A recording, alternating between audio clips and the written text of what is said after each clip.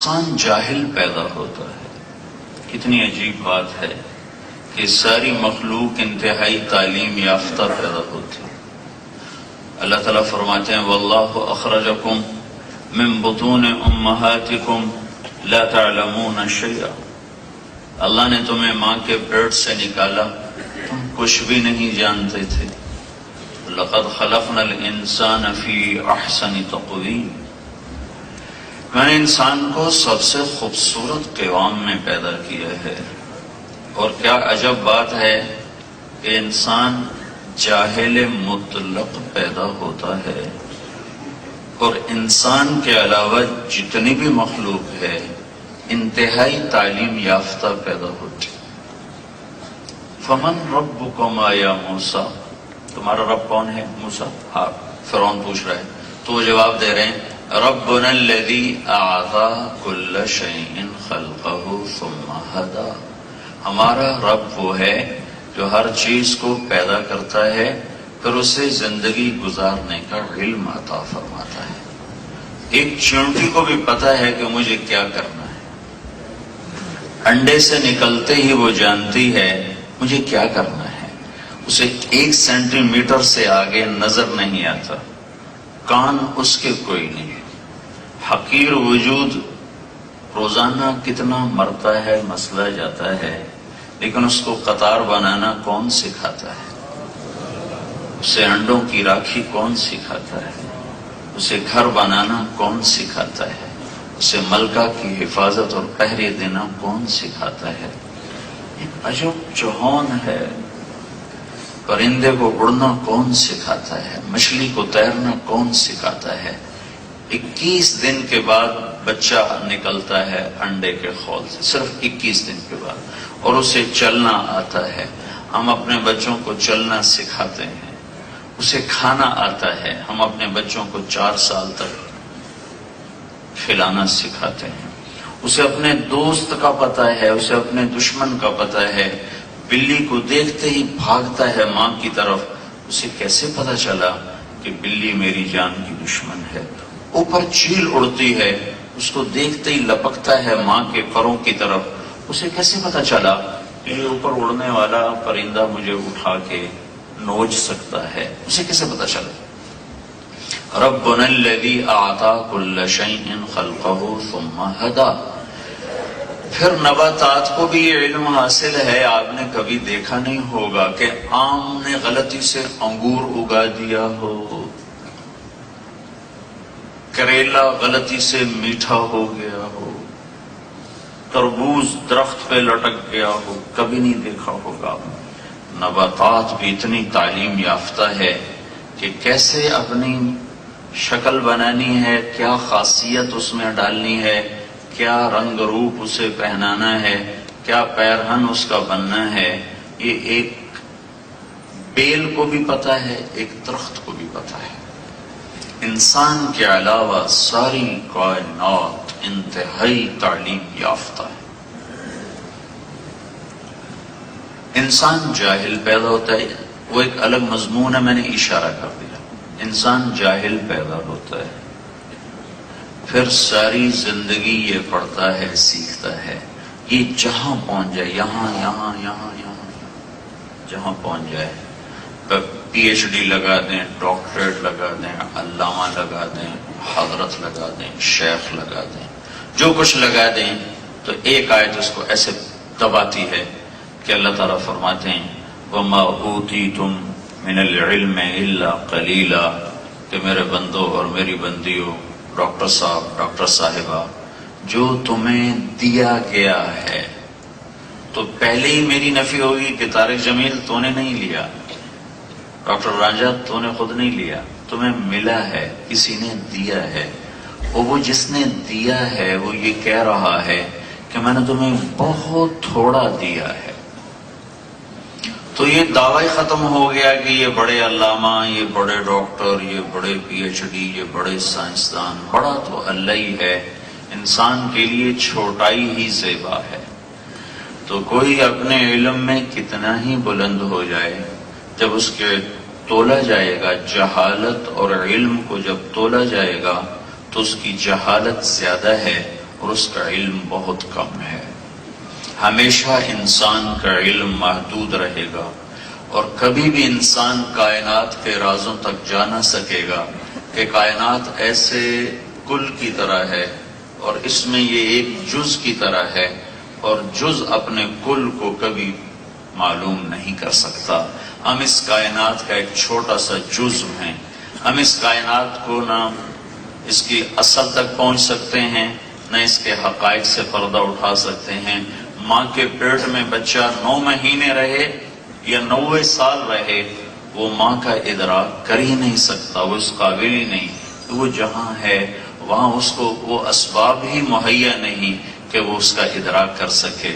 انڈے کے خول میں بچہ 21 دن رہے یا 21 برس رہے، وہ باہر کی حقیقت کو جان نہیں سکتا۔ یہ کائنات ایک انڈے کی طرح ہے، اور طارق جمیل اور آپ صاحب اس میں ایک بچے کی طرح ہیں، اور ہماری عمر ہی کیا ہے، 50 60 70 سال۔ تو اس عمر میں ہم کیا کر سکتے ہیں؟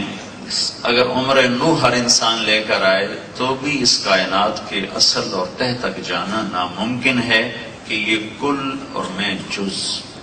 لہذا میری جہالت ہمیشہ زیادہ رہے گی، میرا علم ہمیشہ کم رہے گا۔ تو جاہل کی جہالت کا علاج یہ ہے کہ علم والے کے پیچھے چلے، علم والے کو ڈھونڈے۔ آپ بچے سارے یہاں کیوں آئے ہوئے ہو؟ اپنی جہالت کو دور کرنے آئے ہوئے۔ تو سب سے بڑا علم تو اللہ کا ہے۔ جہالت کا علاج علم ہے۔ جہالت ایک اندھیرا ہے، اندھیرے کا علاج روشنی ہے۔ تو جہالت ایک اندھیرا ہے، علم ایک نور ہے۔ اللہ نے قرآن کو نور کہا ہے، وَاتَّبِعُوا النُّورَ الَّذِي أُنزِلَ مَعَهُ۔ قرآن ایک نور ہے۔ جہالت ایک ظلمت ہے۔ دنیا کے اندھیروں کو اللہ دور کرتا ہے سورج کی روشنی سے، دل کے اندھیروں کو دور کرتا ہے علم کے نور سے۔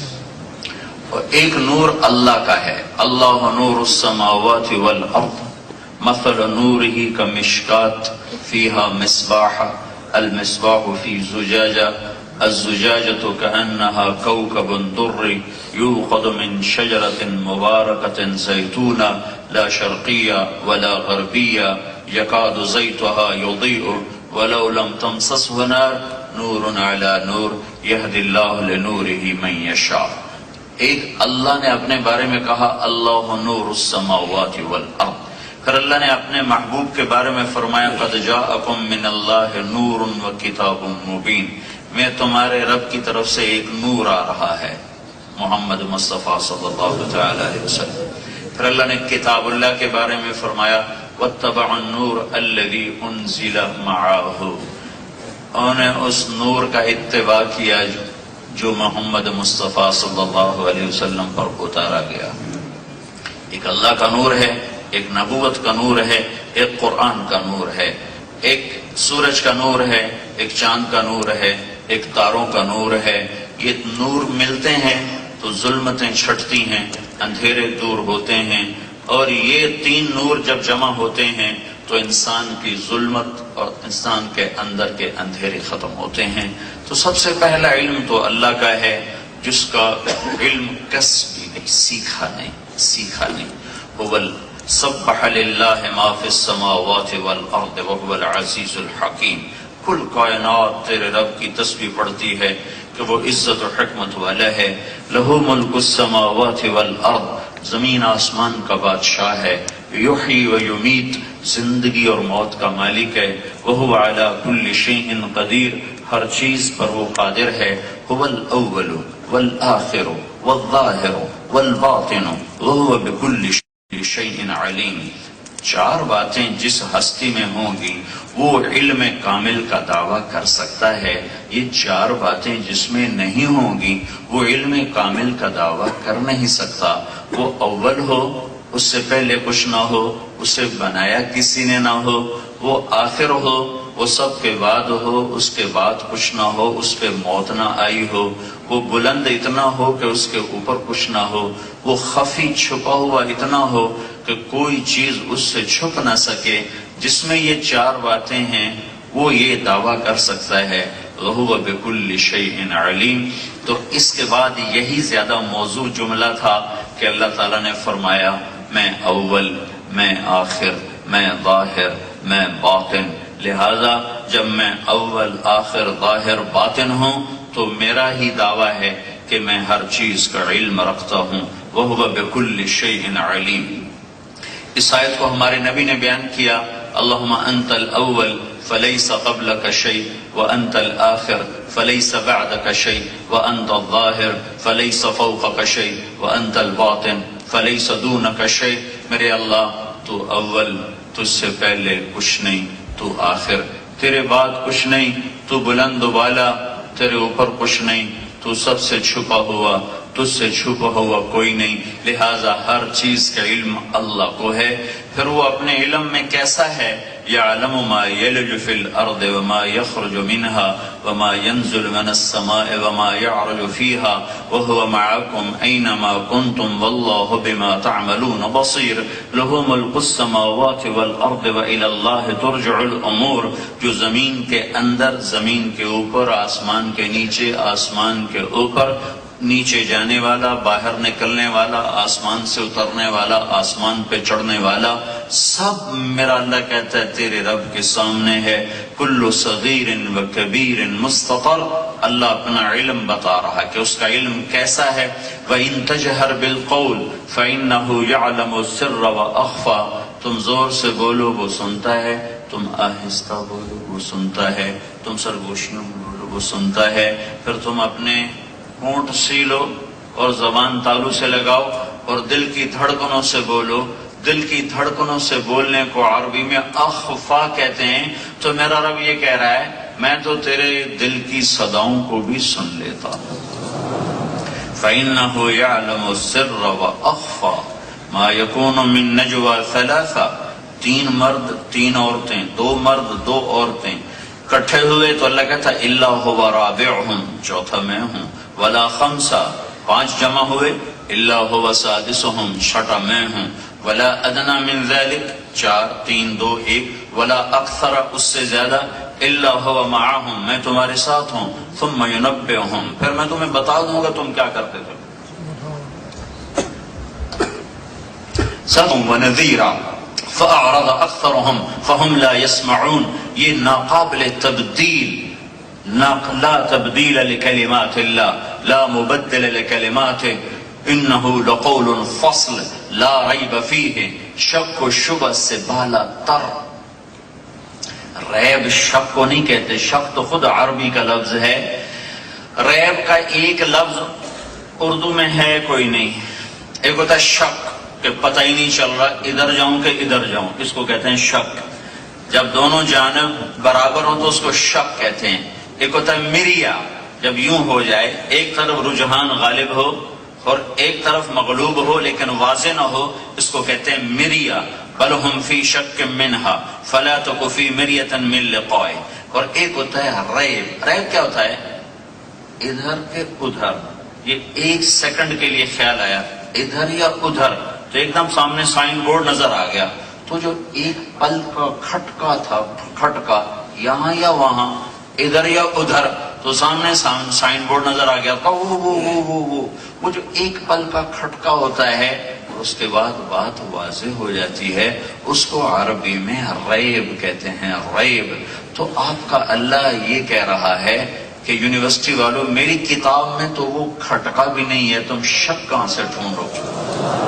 تو تم مریا کہاں سے ڈھونڈو گے؟ شک ہمارے پاس شک یہ اتنا لمبا ترجمہ ہے ریب کا، لہٰذا ہر کوئی شک اس کا ترجمہ کر دیتا ہے کہ اس میں کوئی شک نہیں ہے، کہ اردو میں بھی استعمال ہوتا ہے، لیکن شک خود قرآن میں استعمال ہوا ہے، یہ بہت بھاری لفظ ہے، اس میں تو تم مریا نہیں ڈھونڈ سکتے۔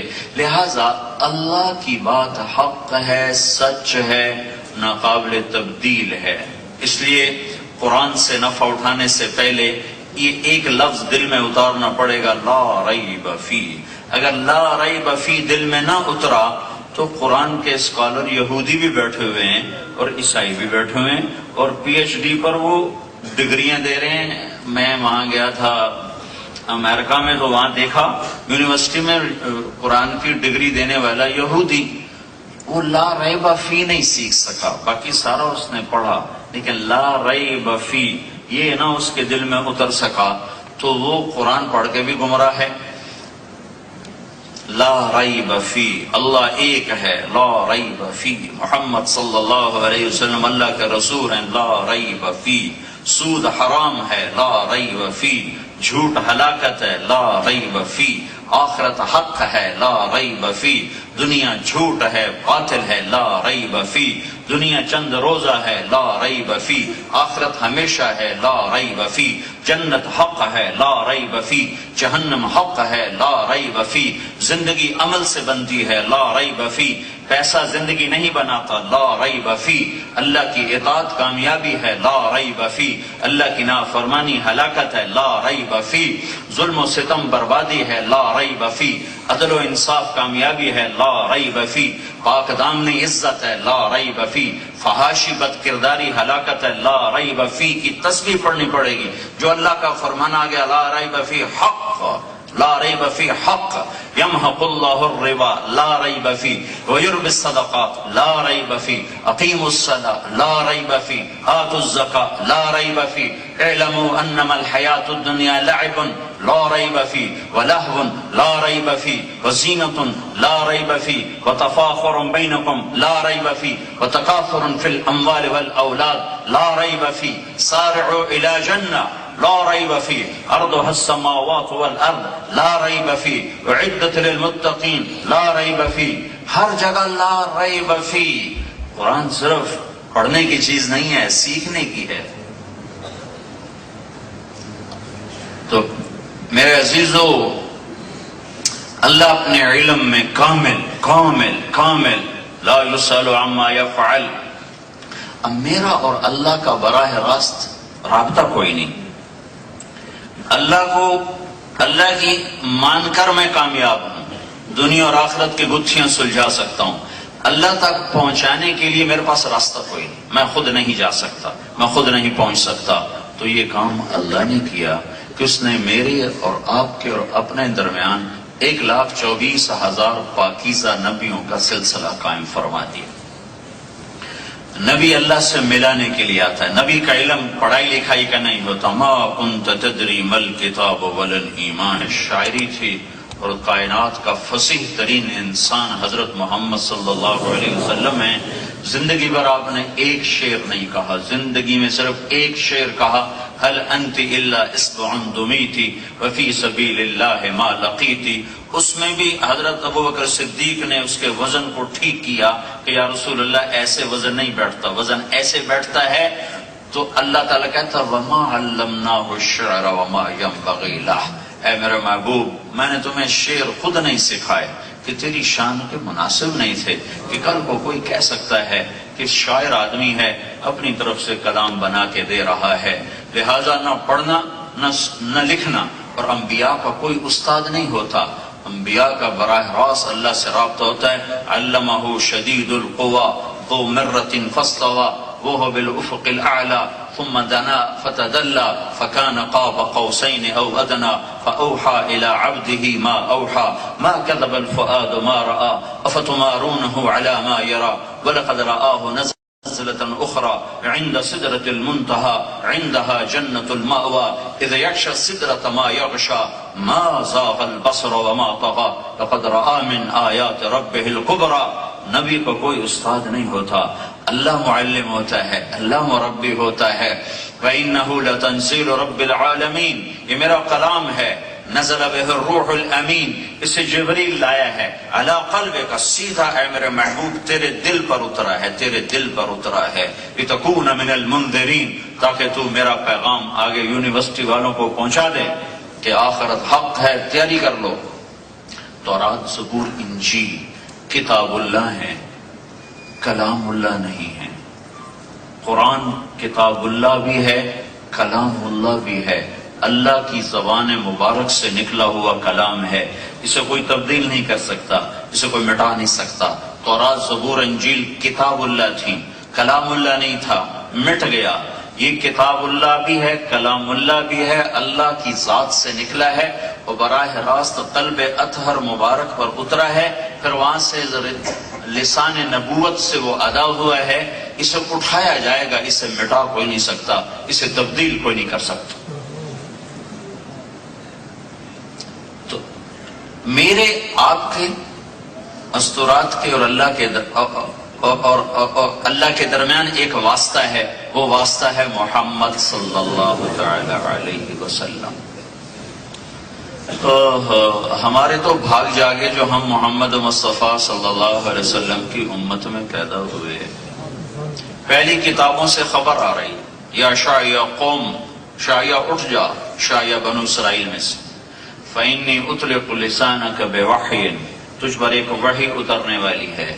شاعیہ کھڑے ہوئے، زبان چلنا شروع ہوئی، یا سماء اسمعی، یا ارض انصتی، اے آسمان سن، کان لگا، اے زمین ہوش میں آ، دھیان سے سن، ان اللہ یرید ان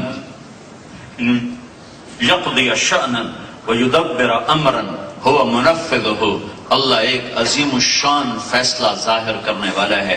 یرید ان یبعث امیا من الامیین، ایک نبی بھیجنا چاہتا ہے جو لکھنے پڑھنے والی قوم نہیں ہوگی، اس میں ایک نبی بھیجنا چاہتا ہے، لا یقول الخنا، اس میں ایک بڑی اعلیٰ صفت ہوگی کہ وہ کبھی کسی کی دل آزاری کا بول نہیں بولے گا۔ یہ میں جتنا سیرت کا بیان کروں گا نا، اس میں یہ ایک جملہ آپ مجھ سے لے لو، ایک جملہ، یہ مستورات بھی آپ، یہ سارے استاد ہیں، ایک جملہ لے لو زندگی بھر کا، اور حدیث پڑھانے کا بھی موقع ملتا ہے، میں اپنے بچوں کو بھی کہتا ہوں کہ ایک جملہ سیرت میں سے لے لو کہ اس زبان کو لوگوں کی دل آزاری سے پاک کر دو، تو میں قسم کھاتا ہوں بڑے بڑے جنید وقت بھی تمہیں نہیں پکڑ سکیں گے، بڑی بڑی رابعہ بصری تمہاری گرد کو بھی نہیں پکڑ سکتی۔ ایک زبان پر قابو پا لیں کہ یہ گالی سے پاک ہو جائے، یہ غیبت سے پاک ہو جائے، یہ دل آزاری سے پاک ہو جائے، یہ منافقانہ بول سے پاک ہو جائے۔ من کان یؤمن باللہ والیوم الآخر فلیقل خیرا او لیصمت، کتنی بڑی بات فرمائی۔ اگر آخرت پر تمہارا ایمان ہے اور اللہ پر تمہارا ایمان ہے تو پھر تمہیں زبان کو میٹھے بول کا عادی بنانا ہوگا یا چپ رہنا ہوگا۔ اگر تمہاری زبان غلط بول پر چل پڑی ہے تو پھر تم اللہ اور اس کے رسول کے نزدیک نہ ایمان والے ہو نہ آخرت والے ہو۔ میرے نبی کی کتنی صفات ہیں، پہلی صفت پہلی کتابوں میں سب سے پہلا بول آیا، لا یقول الخنا، وہ ایسا نبی ہوگا جس کا بول بےہودہ نہیں ہوگا، دل آزاری کا نہیں ہوگا، دل خراشی کا نہیں ہوگا، اس کا بول میٹھا ہی ہوگا، اس کا بول میٹھا ہی ہوگا۔ یہ ایک آج سارے اس مجلس کا یہ ایک سبق آپ لے لو، ایک سبق کہ یہ زبان دل آزاری کے بول سے پاک ہو جائے۔ فرائض تو اپنی جگہ پر ہیں، فرائض کی تو معافی کوئی نہیں۔ لا یقول الخنا، وہ کیسا ہوگا؟ لو یمشی علی القصب الیابس لم یسمع من تحت قدمیہ، خشک لکڑیوں پر چلتے ہوئے ایسی عاجزی سے پاؤں رکھے گا کہ لکڑیوں کے کڑکڑانے کی آواز نہیں آئے گی۔ وہ کیسا ہوگا؟ لو یمشی علی السراج لم یطفئ من تحت قدمیہ من سکینتہ، اتنا عاجز بن کے زمین پہ چلے گا کہ جلتے چراغ پر بھی پاؤں رکھ دے تو اس عاجزی سے پاؤں رکھے گا کہ اس کی لو بجھنے نہ پائے گی۔ پرواز کتنی ہے؟ فقاب قوسین او ادنی، عاجزی کتنی ہے کہ جلتے چراغ پر پاؤں آئے تو چراغ بجھنے نہ پائے، خشک لکڑیوں پر چلے تو لکڑیوں سے آواز نہ آئے۔ اجعل السکینۃ لباسہ، مسکنت اس کا لباس ہوگا، والبر شعارہ، نیکی اس کی پہچان ہوگی، وتقوی ضمیرہ، تقوی اس کے اندر میں بھرا ہوا ہوگا، والحق منطقہ، حق اس کا بول ہوگا، والعدل سیرتہ، اور عدل اس کی سیرت ہوگی، والہدی امامہ، ہدایت اس کے آگے آگے چلے گی، العفو والمعروف خلقہ، معاف کرنا، درگزر کرنا اس کے اخلاق ہوں گے۔ الصدق والوفاء طبیعتہ، سچائی اور وفا اس کی طبیعت ہوگی۔ اہدی بہ بعد الضلالہ، اس کی طفیل لاکھوں کو ہدایت ملے گی۔ ارفع بہ بعد الخمالہ، اس کی وجہ سے گرے پڑے لوگ عزت کی چوٹیوں پر پہنچیں گے۔ اکثر بہ بعد القلہ، تھوڑے کثیر ہو جائیں گے اس کی برکت سے۔ وَأَسْتَنْقِذُ بِهِ فِئَامًا مِّنَ النَّاسِ عَظِيمًا مِّنَ الْحَلَقَةِ، اور اس کی برکت سے بے شمار قوموں کو ہدایت ملے گی اور وہ جہنم سے نجات پائیں گے۔ وَأُؤَلِّفُ بِهِ بَيْنَ قُلُوبٍ مُخْتَلِفَةٍ وَأَهْوَاءٍ مُتَشَتِّتَةٍ وَقَبَائِلَ مختلفہ، اس کی برکت سے بے شمار قومیں، مختلف قبائل، مختلف زبانیں، مختلف دلوں والے ایک ہو کر امت وحدہ بنیں گے، امت وحدہ بنیں گے، امت وحدہ بنیں گے۔ وَأُمَّتُهُ مَرْحُومَةٌ، امتہ مرحومہ، ہمارا بھی ذکر ساتھ آیا، اور اس کی امت بڑی بخشی ہوئی امت ہوگی، بڑی اس پر رحم ہوا ہوگا۔ مومنین وہ ایمان والے ہوں گے، موحدین وہ توحید پرست ہوں گے، مخلصین وہ اخلاص والے ہوں گے، مصدقین بما جاءت بہ الرسل وہ پچھلے رسولوں کی تصدیق کرنے والے ہوں گے۔ عیسائیوں کی نفی ہو گئی، یہودیوں کی نفی ہو گئی۔ یہودی موسیٰ علیہ السلام پہ اٹک گئے، عیسائی عیسیٰ علیہ السلام پہ اٹک گئے، تو ہمارے بارے میں اللہ نے کہا مصدقین بما جاءت بہ الرسل، نبی اور نبیوں کی تعلیمات تمام پر وہ ایمان لائیں گے۔ ہم اولیائی و انصاری، وہ میرے دوست، میرے دین کے مددگار ہوں گے۔ یصفون فی صلاتہم کما تصف الملائکۃ حول عرشی، وہ میرے لیے نمازوں میں ایسی صفیں بنائیں گے جیسے میرے عرش کے گرد ملائکہ عبادت کے لیے صفیں بناتے ہیں۔ وَلَهُمْ دَوِيٌّ كَدَوِيِّ النَّحْلِ، وہ مجھے ایسے یاد کریں گے ہر وقت جیسے مکھی کے چھتے سے ہر وقت بھن بھنانے کی آواز آتی رہتی ہے، ایسے ہر وقت ان کے مرد عورتوں کی زبان میری یاد سے تر رہے گی، اور میری یاد میں وہ مگن رہیں گے، گم رہیں گے، ہر وقت میرے ہی خیال میں ہوں گے، میری ہی یاد میں ہوں گے۔ وَأَجَلُ الدَّائِرَةَ السَّوْءِ عَلَى مَنْ خَالَفَهُمْ، جو نظر ان کے خلاف اٹھے گی وہ نکال دی جائے گی، جو ہاتھ اٹھے گا وہ توڑ دیا جائے گا، جو پاؤں اٹھے گا وہ کاٹ دیا جائے گا۔ اور اب تو وہ نہیں ہو رہا، اب تو ہمارے پاؤں کٹ رہے ہیں، ہمارے ہاتھ ٹوٹ رہے ہیں، ہماری آنکھیں پھوٹ رہی ہیں کہ ہم نے یاری توڑ دی اپنے اللہ سے۔ کبھی ہم بھی تم میں بھی چاہت ہی، کبھی ہم بھی تم میں بھی راحت ہی، کبھی ہم بھی تم بھی تھے آشنا، تمہیں یاد ہو کہ نہ یاد ہو۔ ایک عورت ہاتھ اٹھاتی تھی، عرش کے پائے ہل جاتے تھے۔ ایک فقیر ہاتھ اٹھاتا تھا، فرشتوں کو پسینے آ جاتے تھے اور آسمان کے دروازے بجنے لگتے تھے۔ ایک دور اس زمین آسمان نے اس امت کا یہ بھی دیکھا ہے، اور ایک دور آج بھی دیکھا ہے۔ مرغی ذبح کرتے ہوئے تو لوگ سوچتے ہیں، امت کو ذبح کرتے ہوئے کوئی سوچ نہیں کسی۔ پہلی کتابیں بتا رہا ہوں، یہ پہلی کتابوں میں تذکرہ ہے۔ پھر آپ کی آمد ہے،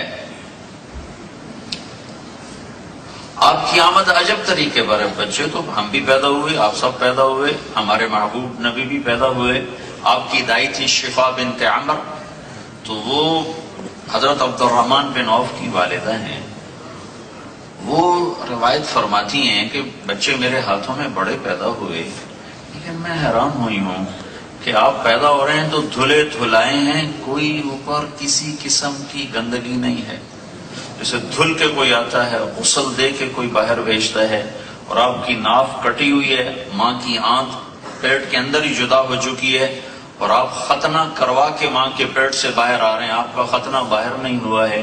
یہ بچہ عجب پیدا ہو رہا ہے کہ اس کے پیدا ہونے میں نہ کسی کو پتا ہے کہ یہ کون آ رہا ہے، نہ دائی کو پتا ہے، نہ ماں کو پتا ہے کہ وجہ کائنات آ رہا ہے، کائنات کا سردار آ رہا ہے۔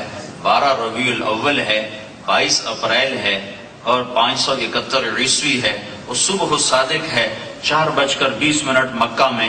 22 اپریل کو صبح صادق 4:20 پر ہوتی ہے، تو میں یہ اضافہ کرتا ہوں کہ آپ 4:20 پر تشریف لا رہے ہیں۔ ادھر دنیا کا اندھیرا دور ہونے کے لیے سورج کی آمد ہے، ادھر دلوں کے اندھیروں کو دور کرنے کے لیے محمد مصطفیٰ کی آمد ہے۔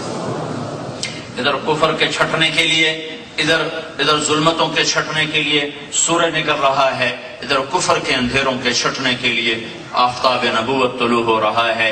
نہ ماں کو پتہ ہے نہ دائے کو پتہ ہے، البتہ ایک معجزہ ہوا ہے کہ جب بچے کو ماں کے پہلو میں لٹایا ہے اور بچہ ایسے پڑا ہوا ہے تو ماں اور دایا دونوں اوپر کھڑی ہیں، تو ایک دم اس بچے نے کروٹ بدلی اور سجدے میں چلے گئے، پورا سجدہ، جیسے بڑا آدمی سجدہ کرتا ہے، پورا سجدہ اور لمبا سجدہ، ماں بھی سہمی ہوئی، دایا بھی سہمی ہوئی، اور آپ ایسے سجدے میں ہیں۔ پھر آپ نے سجدے سے یوں سر اٹھایا اور اس ہاتھ کا سہارا لیا، اس ہاتھ پہ زور دیا اور یہ ہاتھ اوپر اٹھایا ایسے، اور شہادت کی انگلی کو یوں کیا۔ جب آپ نے ایسے کیا تو ساری کائنات میں نور ہی نور پھیل گیا، اور حضرت آمنہ فرماتی ہیں کہ ساری کائنات سکڑ سمٹ کر میرے آگے آ گئی۔ میں نے کیسر کے محل، کسرا کے محل، حیرہ یمن کے محل اپنی آنکھوں سے دیکھے اور نور ہی نور پھیل گیا۔ تو ماں بھی گھبرائی، پھر آپ اس کے بعد دوبارہ ویسے ہی ہو گئے جیسے ایک معصوم بچہ 15-20 منٹ آدھے گھنٹے کی عمر کا ہوتا ہے، آپ ویسے ہی ہو گئے۔ تو ماں نے گھبرا کے بچے کو گود میں لے لیا، یہ کیا ہے؟ تو ایک دم گھر کی چھت پھٹی اور ایک بادل کا ٹکڑا اندر آیا، جیسے دھند ہوتی ہے ہمارے یہاں جنوری فروری میں، ایک دھند اندر آئی اور اس نے بالکل سارے کمرے کو بھر دیا، اور ماں اور بچے کے درمیان دھند گہری ہو گئی، اور اس دھند کے اندر سے آواز آئی، طوفوا بہ مشارق الارض ومغاربها لیعرفوا باسمہ ونعتہ وصورتہ۔ اس بچے کو مشرق مغرب پھراؤ، شمال جنوب پھراؤ، ساری کائنات پھراؤ کہ ساری دنیا جان لے کہ یہی ہے جس کے پیچھے چل کے منزل ملے گی، یہی ہے، اس کو پہچانو، اس کی مانو، اس کی آپ یہ بتاؤ، نقل مار کے تم لوگ پاس ہوتے ہو کہ نہیں ہوتے ہو؟ ارے بولو، تو تم اپنے نبی کی نقل کیوں نہیں اتارتے کہ اللہ تمہیں پاس کر دے؟ جب تم یہاں کے جو ممتحن ہوتے ہیں یہ تو پاس کرنے میں بخیل ہوتے ہیں کہ کوئی اور ڈگری والا نہ آ جائے، کہیں ہماری نوکری خطرے میں نہ پڑ جائے۔ ان کو تو یہ لالچ ہوتا ہے کہ ہم تھوڑے پاس کریں، اور اللہ تو بیٹھا ہی پاس کرنے کے لیے ہے۔ ما یفعل اللہ بعذابکم ان شکرتم وآمنتم وکان اللہ شاکرا علیما۔ اللہ تو بیٹھا ہی پاس کرنے کے لیے ہے کہ بہانے ڈھونڈتا ہے کہ کسی طرح میری بخشش کے نیچے کوئی آ جائے۔ ایک آدمی کی جہنم کا فیصلہ ہوگا، وہ دوڑ لگائے گا، اللہ اسے بلائے گا کہ تو دوڑ کیوں پڑا، تجھے نظر نہیں آ رہا آگے کیا ہے؟ تب پتہ ہے، تب دوڑ کیوں لگئی؟ کہ تیری نہ مان کے تو یہ دن دیکھنا پڑا، میں نے سوچا آج ہی تیری مان لوں۔ تو اللہ کہے گا واہ واہ واہ واہ، چل جا، میں نے تجھے اسے بھی معاف کر دیا۔ دوسرے کی جہنم کا فیصلہ ہوا ہے، وہ آگے جاتا ہے پھر پیچھے مڑ کے دیکھتے، پھر آگے جاتا ہے پھر پیچھے مڑ کے دیکھتے،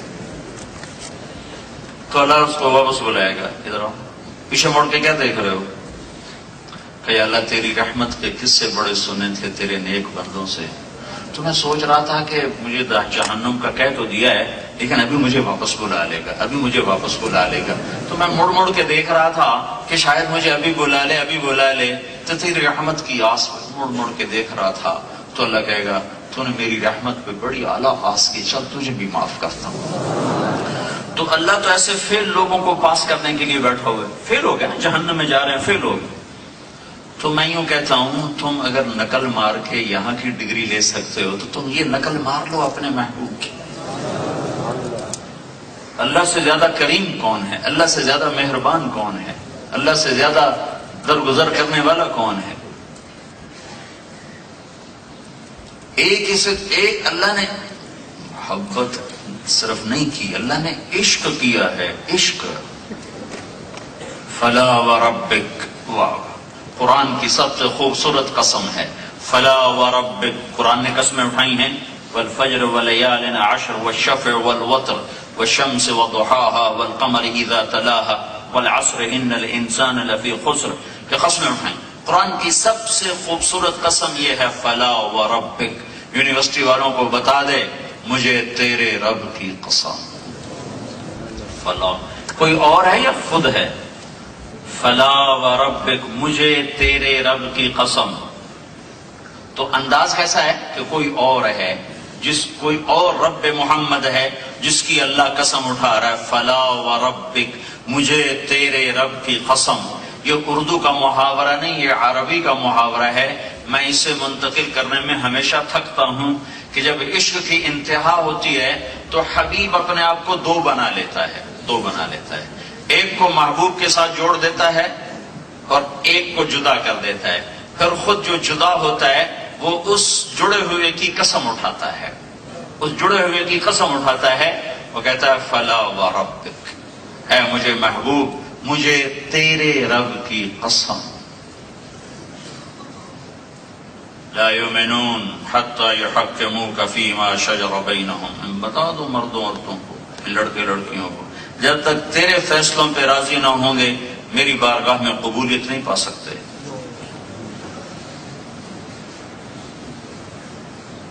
تو اللہ نے عشق کیا اپنے محبوب سے، محبت کی انتہا.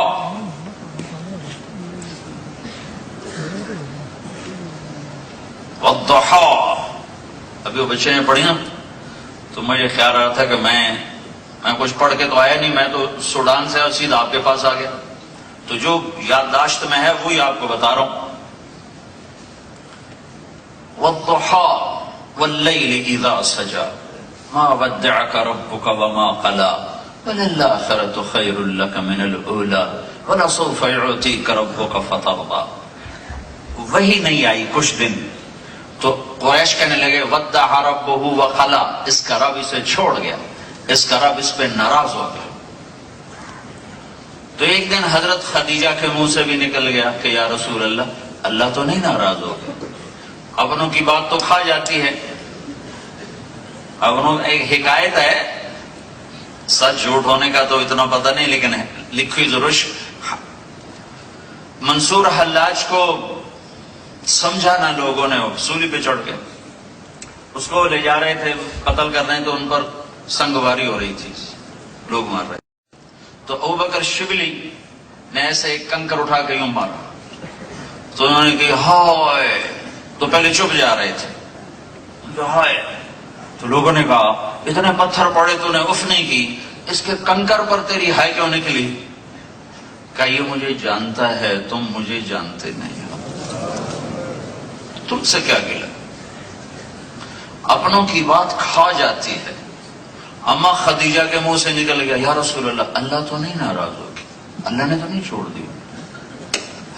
ساتوں آسمان لرز اٹھے اور عرش پہ کپ کپی طاری ہوگی. جبریل پسینوں پسینے، والضحى واللیل، جیسے سانس نہیں پھول ہوتا، یہ اس انداز میں صورت آئی ہے. والضحى واللیل اذا سجى ما ودعك ربك وما قلى وللآخرة خير لك من الأولى ولسوف يعطيك ربك فترضى. یہ لہجہ ہے یہاں پھولا ہوا ہے جبریل کا سانس کہ ایک مطلب ہے مجھے قسم ہے اس چمکتے دن کی، اندھیری رات کی، تیرے رب نے تمہیں نہیں چھوڑا، تیرا رب تجھ پہ ناراض نہیں. اس کے دو ترجمے کیے ہیں امام رازی نے، وہ بتانا چاہتے ہیں. دو ترجمے اور والضحى، اے میرے محبوب مجھے تیرے روشن علم کی قسم.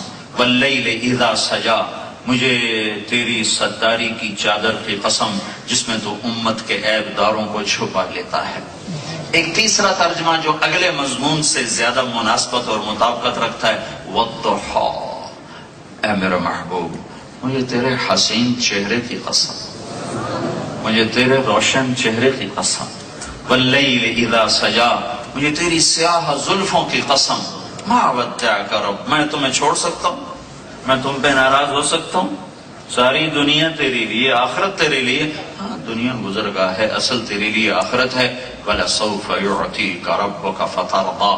یہ آیت ہمارے نبی کی شان میں سب سے بلند ہے کہ وہ رب جو مجھے آپ سب کو کہتا ہے کہ ساری دنیا کے انسانوں اپنے اللہ کو راضی کرو، سارے رسولوں سے کہا اپنے اللہ کو راضی کرو. عَجِلْتُ إِلَيْكَ رَبِّ لِتَرْضَىٰ. موسیٰ علیہ السلام نے دوڑ لگائی اللہ تعالیٰ نے پوچھا دوڑ کے کیوں آئے ہو؟ کہا کہ تو خوش ہو جائے، راضی ہو جائے۔ تو اللہ نبیوں سے بھی کہتا ہے مجھے راضی کرو، ہمیں بھی کہتا ہے مجھے راضی کرو، اور وہ اللہ کہتا ہے اپنے حبیب سے میرے محبوب میں نے تمہیں راضی کرنا ہے۔ فتح، یہ فا کا جو لفظ، فا کا جو حرف ہے فا، یہ یہاں انتہائی خوبصورت مطلب دے رہا ہے۔ فا فترضى وَلَسَوْفَ يُعْتِيكَ رَبُّكَ فَتَرْضَى۔ تو اللہ نے اپنے محبوب سے عشق کیا ہے۔ نقل اتار لو، اندر کوئی نہیں اتنا دیکھا جائے گا، اندر ٹھیک نہ ہو تو باہر کا کیا فائدہ؟ ارے اللہ کے بندو، تم یہ ان سے کہو یہ وردی والوں سے ہندوستانی پولیس مین کی وردی پہن کے آ جائیں اور کہہ دیں اندر بھی ٹھیک ہونا چاہیے، باہر دی کڑی کر لیں، پھر ان کو نوکری ملے گی؟ کیوں بھی یونیورسٹی والوں ان کو نوکری دو گے؟ کیوں؟ وہ تو دشمن کے روپ میں، یہ غیر کے روپ میں آ گیا۔ سعید انور کی مجھ سے بھی بڑی داڑھی ہے ماشاءاللہ، مجھ سے بڑی پگڑی بنتی۔ 2001 میں پہلا سے روزہ اس نے میرے ساتھ لگایا۔ تو عمران خان اور یہ دونوں گئے امریکہ، ایک ہی جہاز میں تھے قدرتی۔ تو اس کو امیگریشن والوں نے کچھ بھی نہیں کہا آپ تشریف لے جائیں، عمران خان کو پکڑ لیا، 2 گھنٹے بٹھائے رکھا۔ وہ بالکل بھاؤ اور وہ مولوی، تو جب وہ باہر نکلے تو عمران نے کہا یار یہ کیا چکر، تمہیں پوچھا نہیں اور مجھے 2 گھنٹے بٹھایا؟ کہ سر میں وردی میں تھا، آپ وردی میں نہیں تھے، آپ وردی میں نہیں تھے۔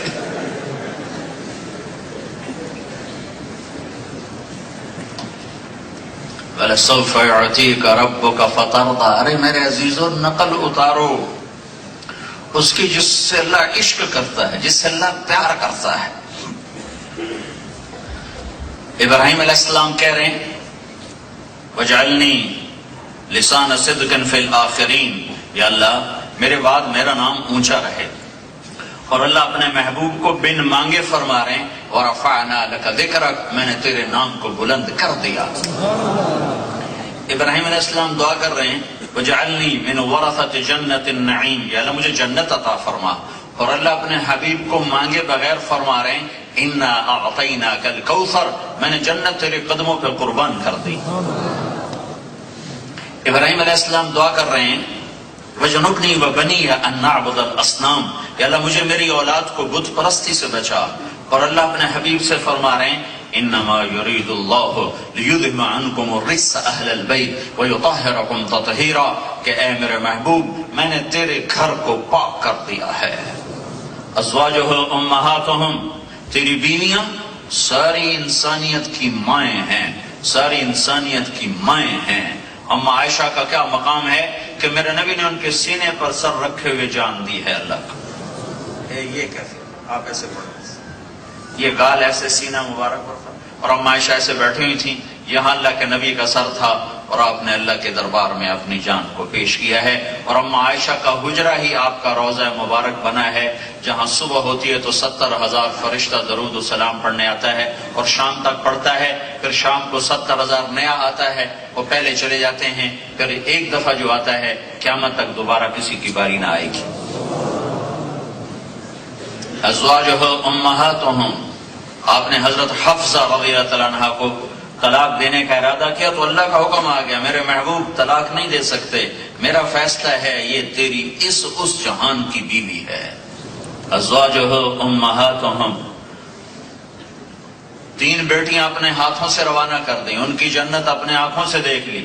فاطمہ نے بعد میں آنا تھا تو فرمایا فاطمہ میری بیٹی جنت کی عورتوں کی سردار ہے۔ ان کے بچوں نے بعد میں آنا تو فرمایا حسن اور حسین جنت کے نوجوانوں کے سردار ہیں۔ علی کا ہاتھ پکڑا اور ایسے قریب کر کے فرمایا علی تجھے مبارک ہو، جنت میں تیرا گھر میرے گھر کے سامنے ہے۔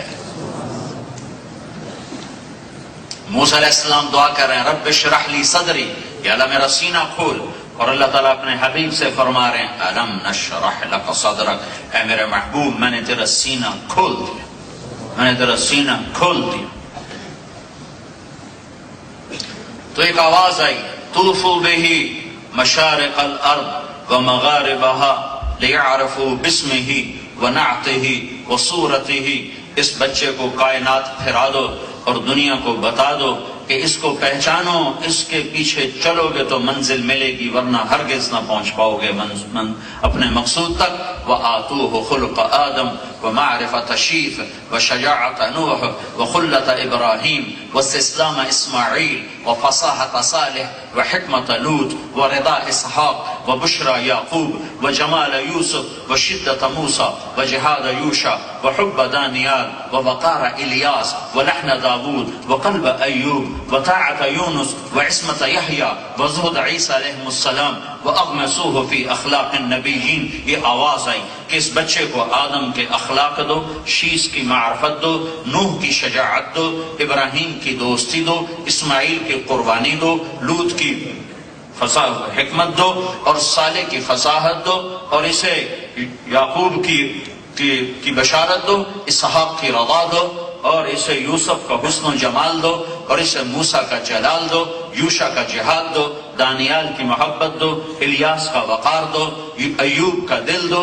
داود کی زبان دو، یونس کی طاعت دو، یحییٰ کی عصمت دو، عیسیٰ علیہ السلام کے اخلاق کائن زہد دو، اور سارے نبیوں کے اخلاق اس بچے کو عطا کر دو۔ یہ پیدا ہوتے ہی یہ معاملہ ہوا ہے، اور اس آواز کے بعد ایک دم بادل چھٹ گیا اور وہ غائب ہو گیا۔ تو حضرت آمنہ فرماتی ہیں میں نے دیکھا میرے بچہ کا کہ ایسا تھا کل بدر، ایسا تھا جسے 14ویں رات کا چاند ہو، یہ تلالو وجہ تلالو القمر لیلۃ البدر، میرے بچے کا چہرہ ایسے چمک رہا تھا جیسے 14ویں رات کا چاند چمکتا ہے۔ یہ آنے میں اتنا اللہ تعالیٰ نے استقبال کروایا اور اتنا عجب انداز سے دنیا میں بھیجا۔ ظاہری طور پر یتیم کے گھر میں پیدا ہو رہے ہیں، عبد المطلب کو پتہ نہیں کیا ہونے والا ہے، وہ بیت اللہ کا پردہ پکڑ کے کھڑا ہوا ہے اور رو رہا ہے، یا اللہ آج عبداللہ کو زندہ کر دے، آج عبداللہ کے گھر میں بیٹا دے دے، اس کی نشانی ہو، اس کا نام زندہ ہو، اگر بیٹا نہ ہوا بیٹی ہوئی تو میرے بیٹے کا نام مر جائے گا، اسے کیا خبر کہ کون آ رہا ہے، وہ اپنے لو لگائے ہوئے ہیں۔ اور ادھر اللہ کا فیصلہ کائنات کے افضل ترین ہستی کو ولد یتیمن، یتیم، عاش فقیرن، زندگی فقیر، پیدائش یتیم، مات مسکینہ، موت مسکنت کی آئی، انتہائی فقر کے حال میں بھیجا کہ کوئی یہ کہہ نہ سکے کہ پیسہ نہ ہو تو عزت نہیں ہے، دنیا نہ ہو تو کوئی وقار اور مقام نہیں ہے۔ کائنات کے افضل ترین ہستی کو سب سے زیادہ فقیر گھرانے میں پیدا فرمایا۔ ایسا فقر تھا کہ کوئی عورت بچے کو دودھ پلانے کے لیے تیار نہیں۔ اس دن 10 عورتیں آئیں اور سب آپ کو چھوڑ کے چلی گئیں۔ حلیمہ کے بھاگ جاگے کہ اس کی گدھی کمزور تھی، وہ دیر سے پہنچی، وہ آئی، وہ بھی یتیم سمجھ کے چھوڑ گئی۔ اور جب سارے مکے میں دیکھا کہ ایک بچہ نہیں ہے تو ابو کبشہ نے کہا کہ ایسا کر وہ یتیم لے لے، شاید کوئی بھاگ جاگ اٹھیں۔ تو وہ ترس کھاتے ہوئے لینے آئی ہے، اسے نہیں خبر کہ ساری کائنات کا خلاصہ اس کی گود میں جا رہا ہے۔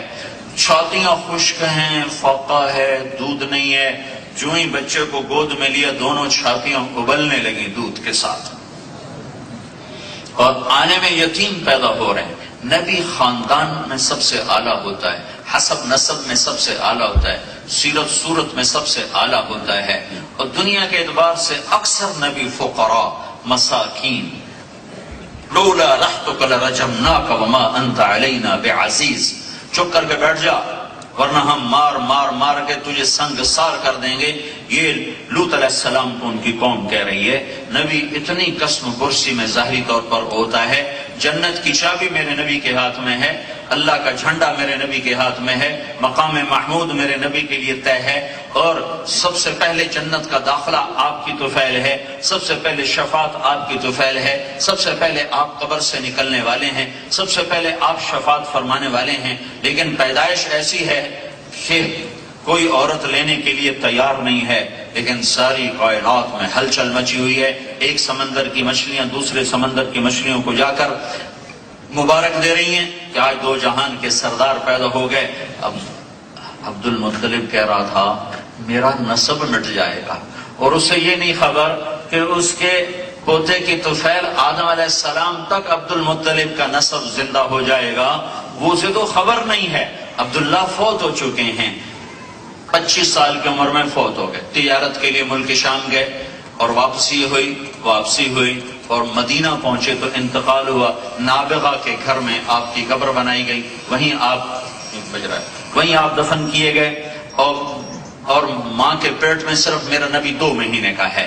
تو عبد المطلب کو یہ دکھ درد ہے کہ ہائے میرے بیٹے کا تو نسب مٹ جائے گا، اور اللہ نے ایسا نسب زندہ کیا عبداللہ کا کہ توڑ آدم علیہ السلام تک محمد مصطفیٰ صلی اللہ علیہ وسلم کی طفیل آپ کے نسب کو اللہ نے زندہ کر دیا۔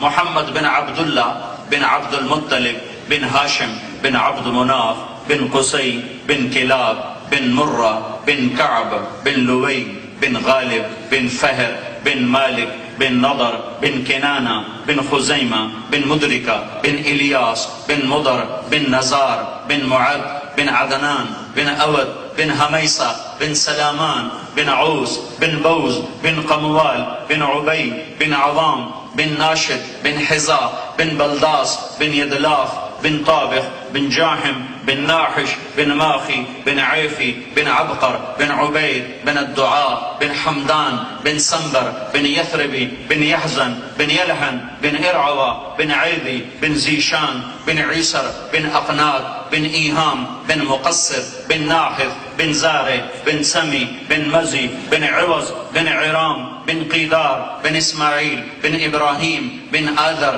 بن ناحور بن سروج بن رعود بن فائج بن عابر بن ارفخشاد بن سام بن نوح بن لامک بن متوشال بن ادریس بن یرد بن ملہلئیل بن قینان بن آنوش بن شیس اور بن آدم علیہ السلام۔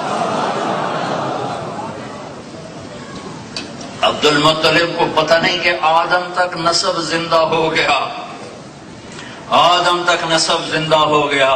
یہ وہ ہستی ہے کہ اس کی طفیل آدم تک سلسلے زندہ رہیں گے۔ ولد یتیما، یتیم پیدا ہو رہے ہیں۔ 6 سال کی عمر میں قربان جاؤں، ہم تو اپنے محبوب کو کیا کیا لاڑ لڑواتے ہیں، اور میں اللہ پہ قربان جاؤں 6 سال میرے نبی کی عمر ہے۔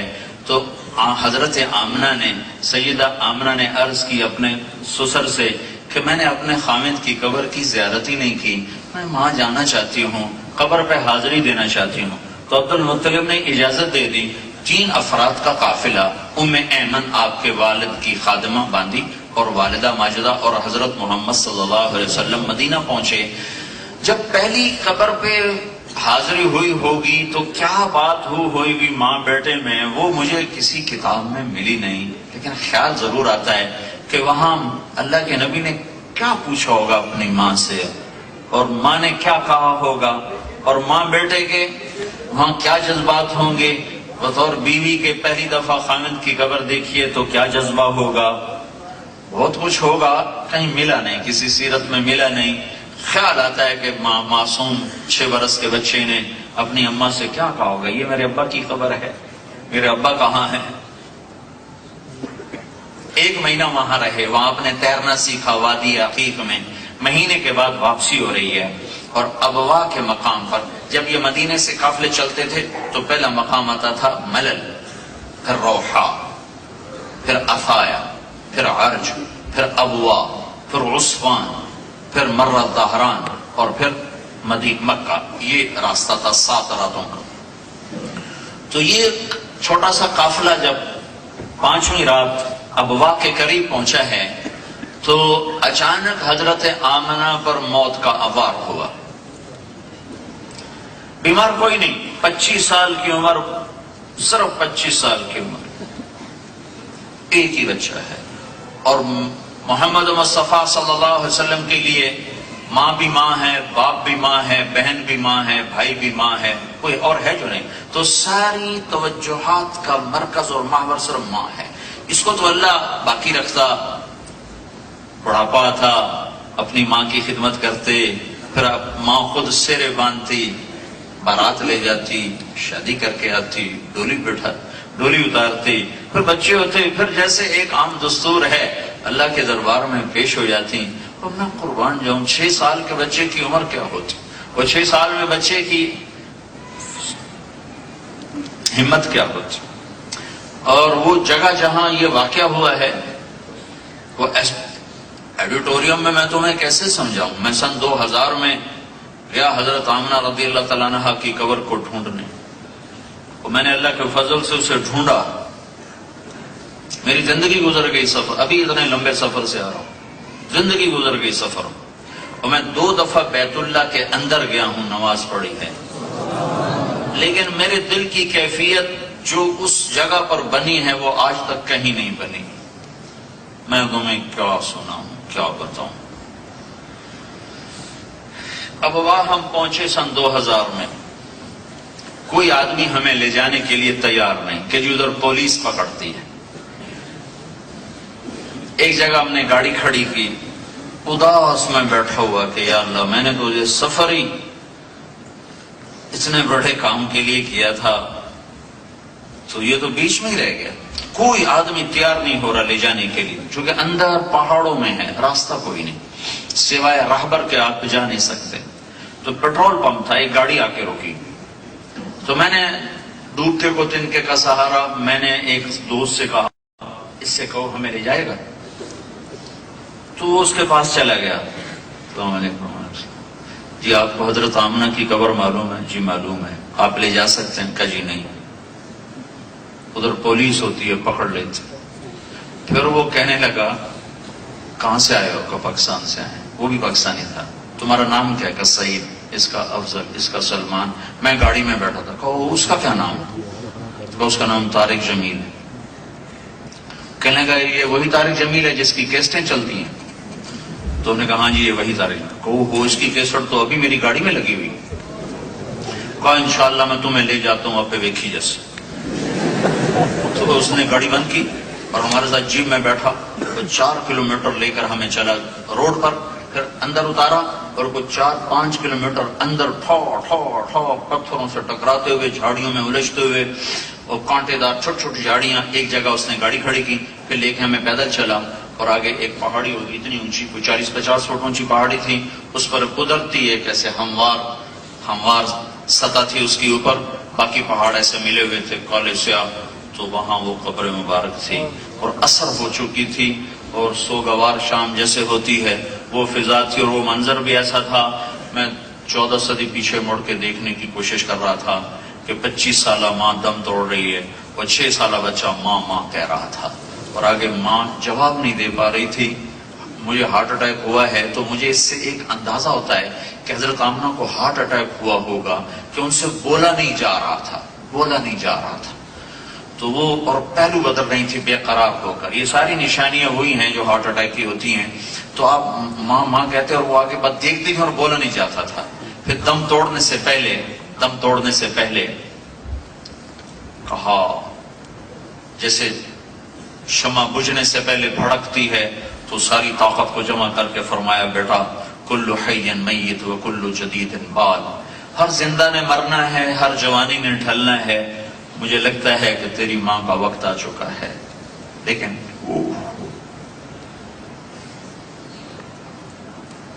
تم نے وہ جگہ دیکھی ہوتی تو تمہیں بتا. ٹھنڈے ایڈیٹوریم میں تمہیں کیا بتاؤں, تمہیں کیا سمجھاؤں. میں ہزاروں دفعہ یہ قصہ سنا چکا ہوں. ہر دفعہ میرا دل بھر آتا ہے اور آنکھیں ڈبڈبا آتی ہیں کہ وہ منظر میرے سامنے آ جاتا ہے کہ اتنے بڑے نبی کو, اتنے بڑے حبیب کو اتنے بڑے امتحان میں ڈالا. 6 سال کے بچے کی کیا حیثیت. جنگل. سن 2000 میں انسان نام کی شے نہیں تھی وہاں. تو 1400 سال پہلے وہاں کیا ہوگا.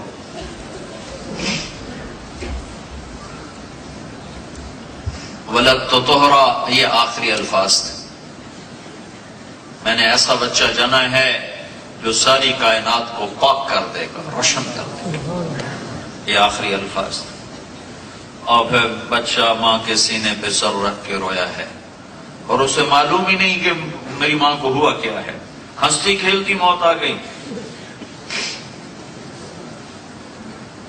ام ایمن نے بھی دودھ پلا، 8 عورتوں نے دودھ پلایا۔ جب کون دفن کرنے آیا کچھ سمجھ نہیں آتی، شاید کوئی راہگیر گزرا، یا وہاں سے کوئی 13-14 کلومیٹر ابوا کی بستی ہے، وہاں گئی ام ایمن، کسی کو بلا کے لائیں، کیونکہ ایک عورت کے بس میں نہیں وہاں قبر بنانا۔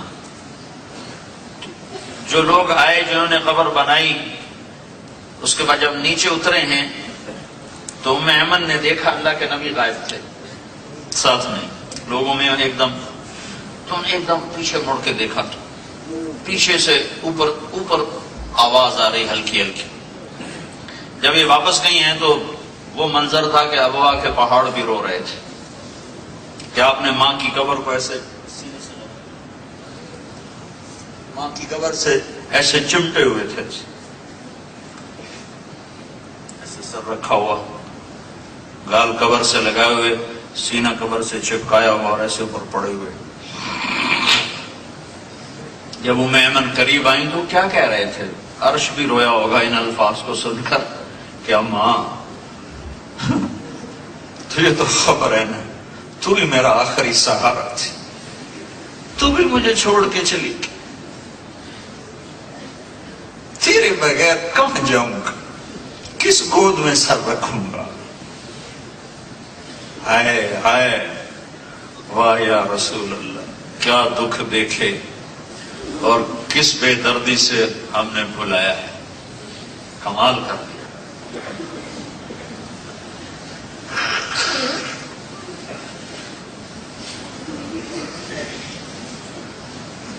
ام ایمن نے کھینچا، بیٹا محمد اٹھو، کہ میں نہیں جاؤں گا، میں ماں کے بغیر کہیں نہیں جاؤں گا۔ اسے نہیں خبر کہ یہاں کہانی ختم ہو جاتی ہے۔ مکے تک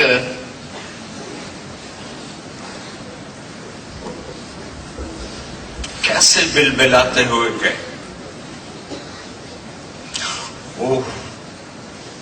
او میرے عزیزو، صرف جلسے نہ کیا کرو، زندگی بدلو زندگی۔ سیرت النبی کا جلسہ خیر و برکت کی چیز ہے، لیکن آخرت کے فیصلے صرف جلسے سے نہیں ہوں گے، آخرت کے فیصلے زندگی بدلنے سے ہوں گے۔ آج زندگی بدلنے کا فیصلہ کر کے اٹھو۔ آپ بے قرار ہو کر روتے، ماں کہاں سے آئے؟ کبھی نوکروں سے دل بہلا، کبھی نوکرانیوں سے دل بہلا، کیوں بے نیاز ہے؟ مکے میں ماں کو مارتا تو دادا تو ہوتا، چاچا تو تھے، دادی تھی، چاچے تھے، پھوپھیاں تھیں، کوئی سینے سے لگاتا، کوئی پیار کرتا۔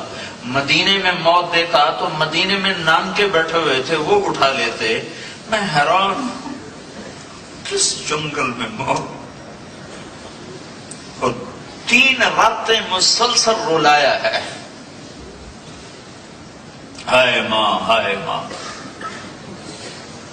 ایک واقعہ سناتا ہوں، کتنا دکھ جھیلا۔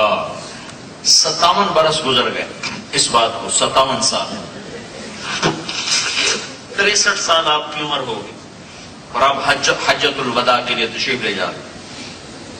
مدینے سے چلے تو 12,000، مکے پہنچے تو 1 لاکھ، عرفات میں پہنچے تو 1.25 لاکھ، ابوا میں پہنچے تو 70,000۔ یہ 70,000 کا عدد میں تخمیناً کہہ رہا ہوں، میں نے کہیں پڑھا نہیں، لیکن یہ باقی جو عدد بتا رہا ہوں یہ کتابوں میں موجود ہیں مختلف۔ کہ میرا اندازہ ہے کہ ابوا سے، مدینہ سے چلتے چلتے ابوا پہنچ کے 60-70 ہزار، چونکہ مجمع ساتھ جب مل رہا تھا قبائل، اس سارے قافلے کے ٹھہرنے کی جگہ بنائی گئی تھی ابوا کی وادی میں وہاں۔ لیکن جب آپ ماں کی قبر پر پہنچے تو وہ جنگل میں ایسے پہاڑوں میں، تو بیچ کا راستہ آپ نے لیا، تو جب آپ ماں کی قبر پر پہنچے تو آپ اونٹنی سے اتر گئے۔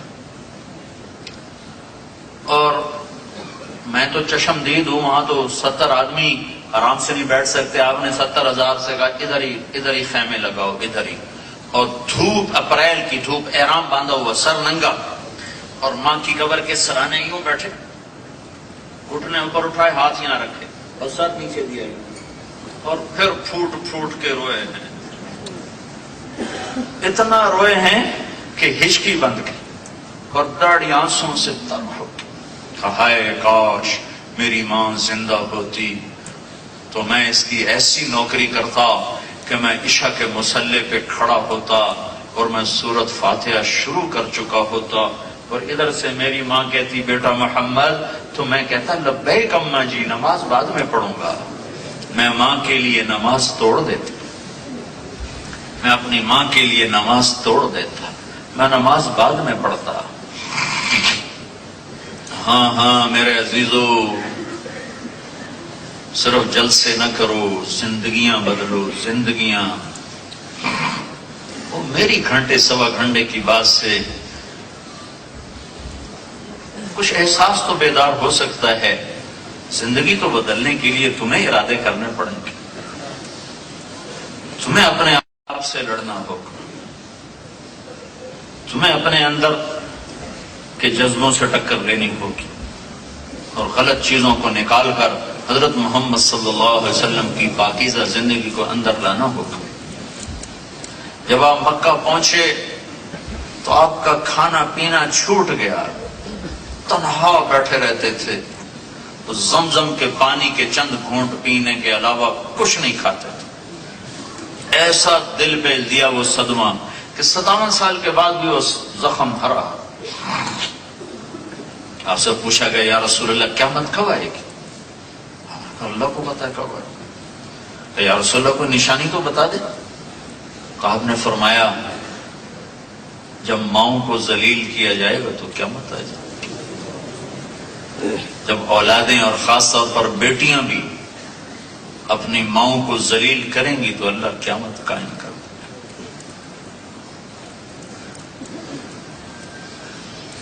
تو میں ساری سیرت کیسے سناؤں؟ سوا گھنٹہ تو ویسے ہو چکا ہے. ہاں ایک دکھ درد لے لو تو میں سمجھوں گا کہ میرا پیغام پہنچ گیا. اپنی زندگی بدلنے کے فیصلے کرو. نہ جانے بلا لے پیا کس گھڑی، تو کیا کیا کرے گی ہری دن کے دن. پتہ نہیں کب بلاوا ہے. اور وہاں ایک ہی سکہ چلتا ہے، محمد رسول اللہ ہے. سید قریشی نہیں چلتا، وہاں شاہ جی نہیں چلتا، قریشی صاحب نہیں چلتا، ڈاکٹر صاحب نہیں چلتا. وہاں اور پہچان ہے. آپ نے فرمایا جب میں جنت میں جاؤں گا تو میری سواری کی لگام بلال کے ہاتھ میں ہوگی جو پکڑ کر میرے ساتھ ساتھ جا رہا ہے. بلال تو عرب نہیں ہے، قریشی نہیں ہے، سید نہیں ہے، شاہ جی نہیں ہے، غلام زیادہ ہے، غلام ہے. لیکن میری سواری کی لگام بلال کے ہاتھ میں ہوگی جو پکڑ کے میرے ساتھ ساتھ جنت میں داخل ہوگا.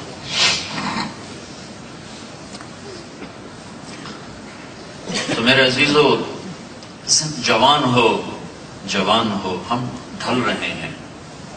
تمہاری ابتدا ہے، ابھی سے اپنی جوانی کو سمیٹ لو اور اسے اللہ اس کے رسول کے ہاتھوں میں دے دو. سیاسی لوگوں کا اعلی کار بننے سے بچو، تحریکوں کا اعلی کار بننے سے بچو، فرقہ واریت کی آگ میں جلنے سے بچو. امت بن کے چلو، امت بن کے چلو، امت بن کے چلو. اللہ کے رسول نے اس امت پر صرف آنسو نہیں بہائے، خون بہایا ہے. اپنی اولاد کو ذبح کروایا ہے، اپنے گھرانے کو بیٹیوں کا دکھ مار دیتا ہے. اور حرم کے اندر عتبہ نے آ کر، ابو لہب کے بیٹے نے، حضرت رقیہ حضرت ام کلثوم دونوں کا نکاح ہو چکا تھا ابو لہب کے بیٹوں سے، اور ابھی رخصتی باقی تھی کہ آپ نے نبوت کا اعلان فرمایا. اس نے بکواس کی. اللہ نے جواب دیا تبت یدا ابی لہب وتب. تو اس نے کہا جاؤ محمد کی بیٹیوں کو طلاق دے دو ورنہ تم میرے گھر میں نہیں آ سکتے. تو عتبہ نے آ کر اللہ کے نبی صلی اللہ تعالی علیہ وسلم حرم میں اندر بیٹھے تھے، اگر یہاں سے گریبان پکڑ یوں جھٹکا دیا، آپ کا گریبان پھٹ گیا. کہ تیری بیٹیوں کو طلاق ہے. طائف کے پتھر کھائے اور اف نہیں کی، اوہ نہیں کی. اور ان کے لیے جب فرشتے نے کہا کہ ان کو پیس دوں تو کہا نہیں، اللہ ان کی نسل سے ایمان والے نکالے گا. طائف کے پتھروں سے بد دعا نہیں نکلی، لیکن بیٹی کی طلاق نے ایسا دکھ پہنچایا کہ آپ نے کہا میں اللہ سے مانگتا ہوں کہ تیرے اوپر کوئی کتا چھوڑ دے. اپنے گھر کو سرما بنایا ہے. عتبہ گیا تجارت کے لیے شام تک، شیر نے اس کو پکڑا اور اس کی بوٹی بوٹی کر کے پھینک دی. تو میرے عزیزو، آپ جوان ہو، اپنی منزل دو چیزیں بناؤ: اللہ اس کے رسول کو راضی کرو اور ایک صحیح علم حاصل کرو. تیسرے کام سے نکل جاؤ، اپنے اخلاق بناؤ، اپنے کردار کو بناؤ. حضرت محمد صلی اللہ علیہ وسلم ہمیں زندگی دے کر گئے. زندگی، اللہ کی قسم، ایک ہی ہستی ہے جس کی ہر ادا محفوظ ہے. ہر ادا اس کی نقل اتارتے جاؤ. میرے نبی جب غمگین ہوتے تھے تو یوں بیٹھا کرتے تھے. تو مجھے بتاؤ، اگر یہ چیز سیرت میں نہ لکھی ہوتی تو کوئی کمی تھی ہمیں سیرت؟ لیکن میں قربان جاؤں، اللہ پہ جب عشق کرتا ہے تو ہر چیز کیسے محفوظ کر کے پہنچائی. جب آپ غمگین ہوتے تھے تو آپ یوں بیٹھا کرتے تھے. یہ آپ کے غم کی نشانی ہے کہ آپ نے ایسے داڑھی پکڑی ہوتی تھی اور جیسے یہ ایسے کونی رکھی ہوتی تھی اور یوں بیٹھے ہوتے تھے. یہ اس بات کی نشانی ہے کہ آج اللہ کے نبی غمگین بیٹھے. جب آپ کو غصہ آتا تھا تو اظہار تو ہوتا نہیں تھا، تو یہاں ایک رگ تھی جو ایسے ایسے پھڑکتی تھی. یہ اس بات کی نشانی ہوتی تھی کہ آج اللہ کے نبی ناراض بیٹھے. جب آپ کسی سے ناراضگی کا اظہار فرماتے تھے تو کبھی زبان سے تو کچھ کہتے نہیں تھے، وہ ادھر سے جب آتا تو آپ یوں ہو جاتے تھے. وہ ادھر سے آتا تو آپ یوں ہو جاتے تھے. صرف اتنا آپ کا اظہار ناراضگی ہوتا تھا. اور اس کی تربیت کے لیے آپ اپنی وجہ سے کبھی کسی سے ناراض نہیں ہوئے. وہ ادھر سے آتا تو آپ ایسے ہو جاتے تھے. تو وہ فوراً سب کو پتہ چل جاتا تھا کہ آج اس سے اللہ کے نبی ناراض ہے. تو اس کو فکر پڑ جاتی تھی پوچھنے کی کہ یا رسول اللہ، آپ نے منہ پھیر لیا، خیر تو ہے، آپ اس سے ناراض کیوں؟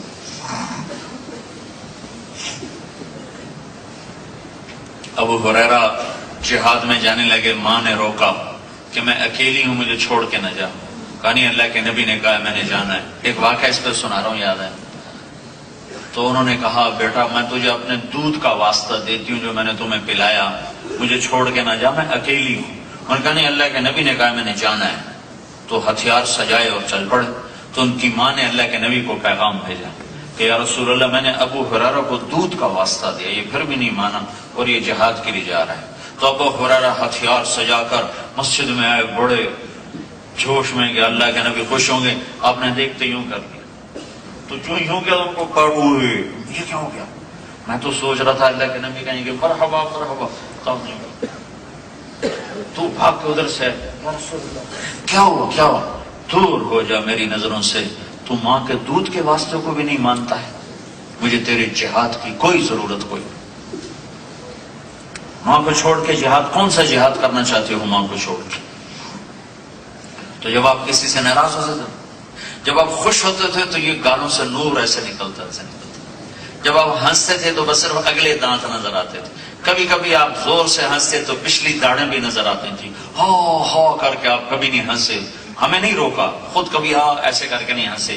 کبھی کبھی ایسا مسکرائے کہ پچھلی داڑیں آپ کی نظر آتی تھی. جب آپ مجلس میں بیٹھتے تھے تو یہ حرکت آپ کی بے ساختہ حرکت تھی. یہ ہتھیلی، یہ انگوٹھا، یہ ہتھیلی، یہ انگوٹھا، اور اس کو ایسے آپس میں آپ ٹکراتے رہتے تھے. یہ مجلس میں آپ چوکڑی مار کے بیٹھتے تھے، ہمیشہ چوکڑی مار کے بیٹھتے اور یوں کرتے رہتے تھے. گفتگو بھی ہو رہی اور یہ ایسے ایسے بھی ہو رہا. اور کبھی محفل میں اپنے پاؤں نہیں پھیلائے، کسی کو انگلی کا اشارہ نہیں کیا. جب کسی کو اشارہ کیا تو پورے ہاتھ کا عزت کے ساتھ اشارہ کیا. جب کوئی آپ کو دائیں طرف سے بولا تھا یا رسول اللہ، تو آپ نے کبھی ایسے نہیں کیا ہاں جی افتخار صاحب کیا بات. آپ پہلے ایسے ہوتے تھے، یوں، پھر فرماتے جی فرمائے. یہ پورا سینہ اس کو عطا فرماتے تھے. ہاں،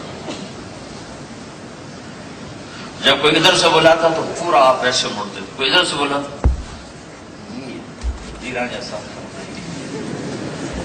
یہ اخلاق ہے. آج تم نماز کو ہی دین سمجھتے ہو. نفرت سے دل بھرے ہوئے، بغض سے دل بھرے ہوئے، ایک دوسرے کی جان کے در پہ، عزت کے در پہ، مال کے در پہ کون سا دین لائے ہو اور کون سی سیرت کے جلسے کرتے ہو کہ دل بغض سے سیاہ ہو چکا، پتھر ہو چکے. تو زندگی بدلو میرے عزیزو. یہ جو تبلیغ کا کام ہو رہا ہے یہ آخر سورے میں کا شروع ہے وَإِذْ قَالَ مُوسَىٰ لِفَتَاهُ لَا أَبْرَحُ حَتَّىٰ أَبْلُغَ مَجْمَعَ الْبَحْرَيْنِ أَوْ أَمْضِيَ حُقُبًا فَلَمَّا بَلَغَا مَجْمَعَ بَيْنِهِمَا نَسِيَ حُوتَهُمَا فَاتَّخَذَ سَبِيلَهُ فِي الْبَحْرِ سَرَبًا فَلَمَّا جَاوَزَا قَالَ لِفَتَاهُ آتِنَا غَدَاءَنَا لَقَدْ لَقِينَا مِنْ سَفَرِنَا هَٰذَا نَصَبًا. یہ سارا قصہ چلتا ہے. یہ موسیٰ علیہ السلام کا علمی سفر ہے اور یہ شریعت نہیں تھا، یہ دنیا کا علم تھا جس کے لیے موسیٰ علیہ السلام نکلے تھے. شریعت کا علم تو ان کے پاس پہلے سے تھا، تورات ان کے پاس تھا. تو کرنے کے دو کام ہیں، ایک اپنے علم پر محنت کرو، ڈگری والے نہ بنو، علم والے بنو. کہ علم اپنا نہیں ہوگا تو تم جب تک مغرب کے محتاج رہو گے علم میں تو میں اور آپ ذلت سے نہیں نکل سکتے. ہم خود تراشتے ہیں منازل کے سنگ میل، ہم وہ نہیں ہیں جن کو زمانہ بنا گیا. اپنے علم کو خود بناؤ، سنوارو، سیکھو. علم سیکھو، ڈگری نہ لو، علم سیکھو. علم والے بنو، ڈگری والے بنو نہ بنو، علم والے بنو. ایک محمدی بنو، سراپا محمدی میں ڈھلو، محمدی بنو. زندگی حضرت محمد صلی اللہ علیہ وسلم کے طریقے پر آ جائے تو تمہاری دنیا بھی بن گئی، تمہاری آخرت بھی بن گئی.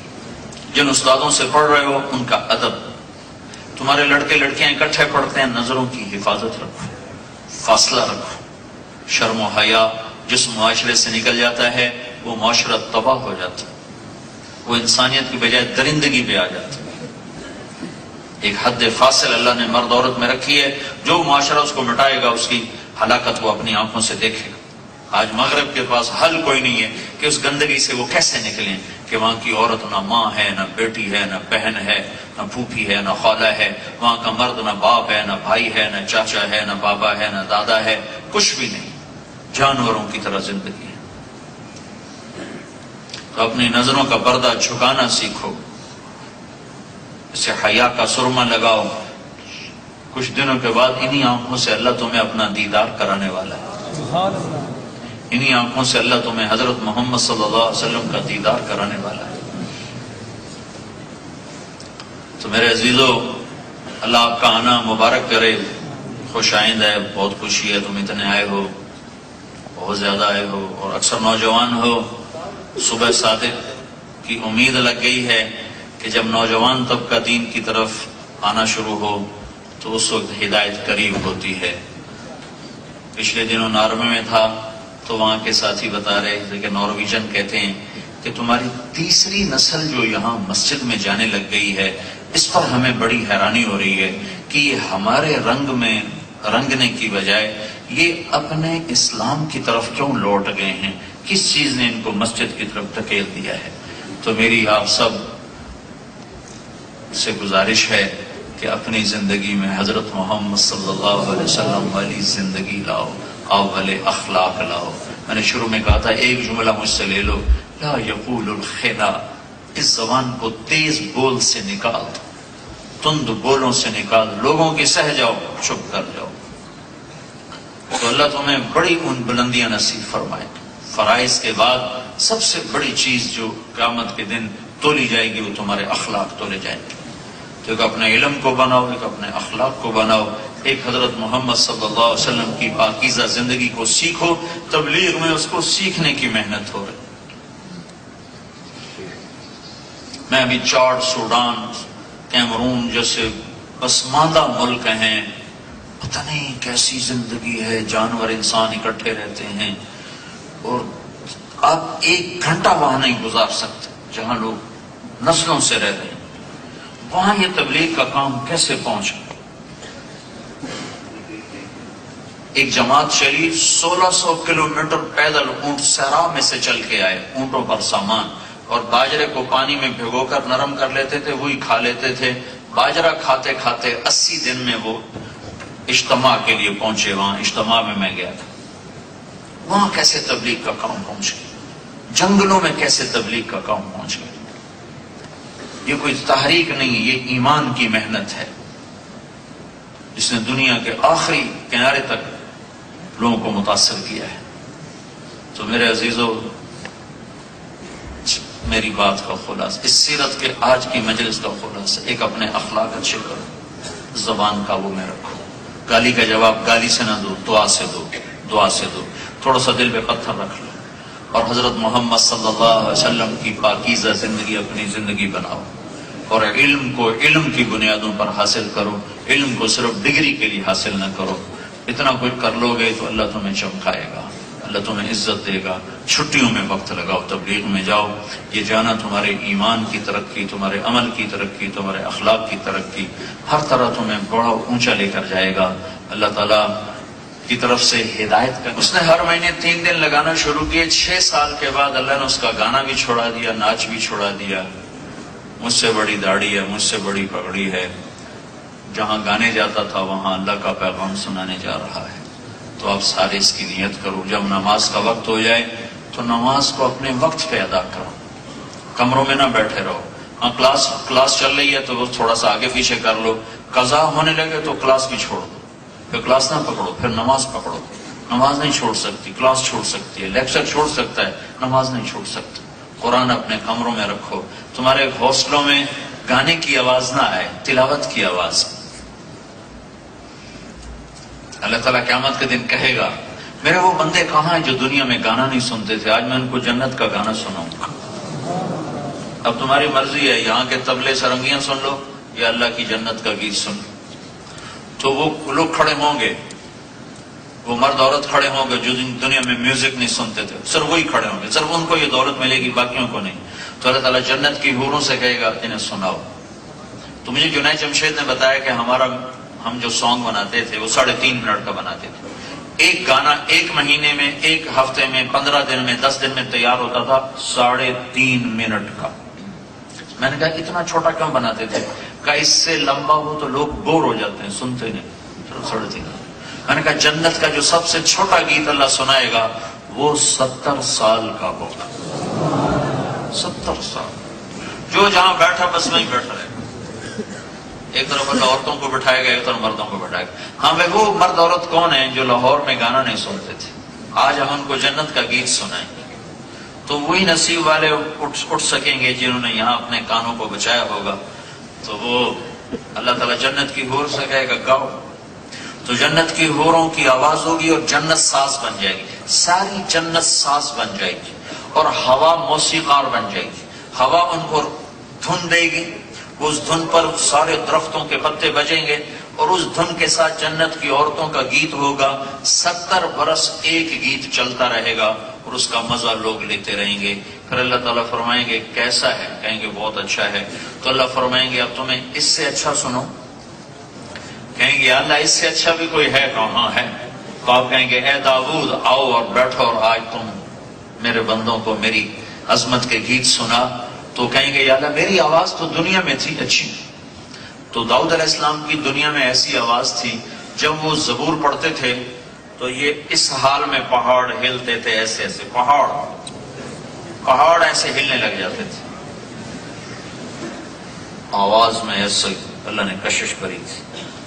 تو اللہ تعالیٰ فرمائیں گے میں نے تیری آواز واپس کر دی اور جنت میں مزید بڑھا دی ہے۔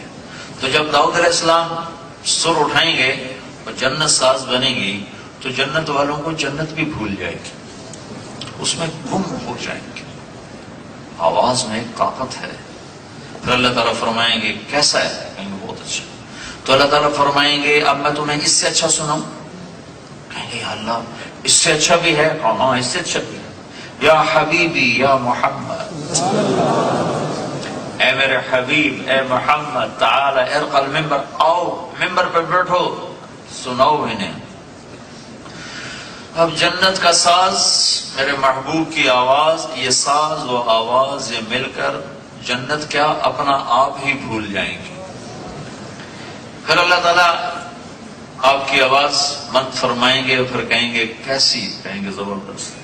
تو اللہ تعالیٰ فرمائیں گے اس سے اچھا سناؤں؟ کہیں گے اللہ اس سے اچھا بھی کوئی ہو سکتا ہے؟ کہاں؟ اس سے اچھا تمہارا رب ہے جو تمہیں خود سنائے۔ تو اللہ کہیں گے اب میری باری، اب میں سناؤں۔ یہ صلہ ہے طبلے سرنگی سے کان بچانے کا، آج میں تمہیں سناؤں گا۔ اب اللہ کو ساز کی ضرورت نہیں، جنت خود خاموش ہو جائے گی۔ اور اللہ تعالیٰ فرمائیں گے جنت کے فرشتے سے پردے ہٹا دے، رضوان پردے ہٹا دے، میرے بندے بندیاں میرا دیدار بھی کریں، میرا کلام بھی سنیں۔ تو کائنات کی افضل ترین، جنت کی افضل ترین شے ہے اللہ کا دیدار۔ تو ایسے پردے اٹھیں گے اور اللہ سامنے آئے، اور میرے نبی نے فرمایا اللہ ہر شریک مجلس کا نام لے کر اس کا حال پوچھے گا، اس کی کیفیت پوچھے گا، اور اس سے یہ پوچھے گا خوش تو ہو، راضی تو ہو، خوش ہو نا، راضی ہو نا، کوئی کمی تو نہیں، کوئی تکلیف تو نہیں۔ پھر اللہ تعالیٰ کیا کرے گا؟ پھر اللہ قرآن سنائے گا، اس آواز پر پھر جنت بھی دم بخود، پانی بھی دم بخود، مرد بھی دم بخود، عورتیں بھی دم بخود، سب اسی میں گم ہو جائیں گے، اور اس وقت صرف کانوں سے آپ نہیں سنیں گے، جسم کا ہر رونگٹا کان بن جائے گا، اور اس سے آواز اندر جائے گی۔ اگر موت مر نہ گئی ہوتی تو اللہ کی آواز سب کے کلیجے پھاڑ دیتی، موت مر گئی۔ تو یہ صلہ ہے کہ تمہاری یونیورسٹی میں کہ ہاسٹلوں میں میوزک نہ بج رہا ہو، قرآن چل رہا ہو۔ جو قوم ہلاک ہوتی ہے وہ آخرت میں طاؤس و رباب پر آتے۔ اللہ تعالیٰ اقبال کے درجے بلند فرمائے رحمت اللہ علیہ، میں نے اتنا بڑا شاعر نہ عربی میں پڑھا، نہ اردو میں پڑھا، نہ فارسی میں پڑھا، 3 زبانیں کچھ پڑھی ہیں تھوڑی بہت، جتنی کچھ پڑھی ہیں اقبال کو کوئی چھو نہیں سکتا۔ عجب انسان تھا۔ آج تجھ کو بتاؤں کیا تقدیر امم کیا ہے، ایک جملے میں ساری تاریخ سمو دی، شمشیر و ثنا اول، طاؤس و رباب آخر، کہ جب وہ اٹھتی ہیں تو ان کے نغمے تلوار کی جھنکار اور تیروں کی سنسناہٹ ان کے نغمے ہوتے ہیں، اور جب وہ ڈوبتی ہیں تو تان سین ان کے موسیقار ہوتے ہیں، اور گانا بجانا اور گھنگرو کی چھنک اور جام کی چھلک یہ ان کا پیشہ ہوتا ہے۔ انگریز فتح نہ کرتا تو اور کیا کرتا؟ لارڈ کلائیو 18 گھنٹے گھوڑے پہ سوار رہتا ہے، اور نواب سراج الدولہ 10 بجے بستر سے اٹھتا تھا۔ تو دنیا انصاف کی، دنیا اسباب کی جگہ ہے، جو قوم محنت کرے گی اللہ اسے اٹھائے گا، آگے اٹھائے گا۔ تو 50,000 کا لشکر وہ تھا جو چوڑیاں پہنے ہوئے تھا۔ تو میرے عزیزو، اپنی زندگی کو صرف یہ نعرے بازی تک نہ رکھو، عمل پر لاؤ، عمل پر لاؤ، اور درگزر کرنا، معاف کرنا، جھک جانا تمہارا شیوا ہو۔ اپنے اساتذہ کی قدر تعظیم یہ تمہاری صفت بن جائے، اور نماز زندہ ہو، اخلاق زندہ ہوں، لڑکے لڑکیاں اکٹھے پڑھتے ہو، بیچ میں حد فاصل رہے، ایسے آزادی نہ ہو، بے مہار نہ ہو، اور اپنے علم کو حاصل کرو، علم والے بنو، ڈگری والے بنو نہ بنو، علم والے ضرور بنو۔ اور جب آپ کو چھٹیاں ہوں تبلیغ میں وقت دو، تاکہ آپ کی آخرت بنے، آپ کی دنیا بھی بنے، آپ کی آخرت بھی بنے۔ اپنے ماں باپ زندہ ہیں تو ان کی خدمت کر کے ان کی دعا لے لو۔ اللہ کے نبی نے فرمایا ماں کے قدموں تلے جنت ہے، اور آپ نے فرمایا باپ تیری جنت کا دروازہ ہے، خدمت کرے گا تو کھلے گا، اور نہیں کرے گا تو وہ ٹوٹ جائے گا، ٹوٹا تو پھر تو جنت میں نہیں جا سکتا۔ آپ نے فرمایا جس نے ماں باپ کو دکھ دیا اس پہ اللہ کی لعنت، فرشتوں کی لعنت، زمین آسمان کی لعنت، نہ ان کی نماز قبول ہے، نہ روزہ قبول ہے، نہ صدقہ قبول ہے۔ آپ نے فرمایا میں نے جنت میں تلاوت سنی، میں نے پوچھا کون تلاوت کر رہا؟ کہا جی حارثہ۔ کہا حارثہ تو زندہ بیٹھا ہے، تلاوت مسجد میں، جنت میں تلاوت کیسے پہنچ گئی؟ چند ہزار کو سنانے کے لیے کتنا مائک سسٹم چل رہا ہے، اور حارثہ کی آواز جنت میں کیسے جا رہی ہے؟ تو کہا گیا جی ماں کی ایسی خدمت کی ہے، جب قرآن پڑھتے ہیں اللہ ساری جنت کو سناتے ہیں۔ ماں کی خدمت کرو۔ ہاسٹلوں میں رہتا ہوں، میری زندگی ہاسٹل میں گزری، 11 سال کا تھا جب میرے باپ نے مجھے لاہور بھیج دیا۔ سینٹرل ماڈل اسکول سے میں نے میٹرک کیا، گورنمنٹ کالج سے FSC۔ تو اس کا خیال تھا، ان کا خیال تھا کہ میں ڈاکٹر بنوں گا۔ اللہ نے میرے مقدر میں کچھ اور لکھا تھا، تو میں دنیا کے لحاظ سے تو اتفاقاً کہا جائے گا، اور اصل تو اتفاق نہیں تھا، اللہ کا فیصلہ تھا کہ اچانک ایک بھائی میرا دوست مجھے 3 دن کے لیے لے گیا، وہی 3 دن میرے 4 مہینے میں تبدیل ہو گئے۔ تو میں ماں باپ کے ساتھ چھوٹی عمر میں ہی دور ہو گیا۔ جب ہوش آئی ان کی خدمت کرنے کی تو وہ فوت ہو گئے، تو حسرت ہی رہ گئی۔ تو تمہیں اللہ موقع دے تو ماں باپ کی خدمت کرو، ان کی دعا لو، ان کی دعا لو، ان کے لیے دکھ نہ بنو، ان کے لیے تم رحمت بنو۔ میں یہاں سے، میرے جب پیسے ختم ہوتے تھے میں خط لکھتا تھا، پیسے گال چھوڑو، تو ایک دفعہ میرے باپ نے مجھے خط لکھا، بیٹا کبھی ویسے بھی حال کو پوچھ لیا کرو۔